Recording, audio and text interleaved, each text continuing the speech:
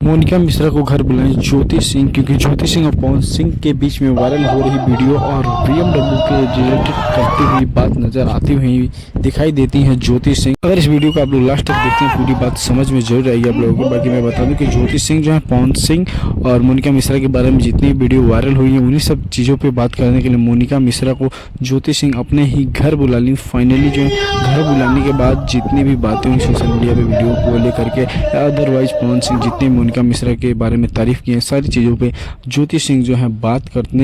करते हुए नज़र आ रही हैं इस वीडियो में। बाकी मैं बता दूं कि ज्योति सिंह और मोनिका मिश्रा के बारे में बहुत सारी ऐसी बातें हुई जिससे पवन सिंह को पता चलते हुए पवन सिंह इस बात को बहुत ही गलत तरीके से नज़रअंदाज कर रहे हैं। बाकी ये जो है बहुत ही बड़ी बात है कि मोनिका मिश्रा जो ज्योति सिंह के पास पहुंची और वहीं पे पवन सिंह से बारे में बहुत सारी बातें हुई। इन दोनों में बहुत ही ज़्यादा क्लोज हो चुका है इस टाइम को लेकर के, क्योंकि ये दोनों बहुत ही ज़्यादा क्लोज हो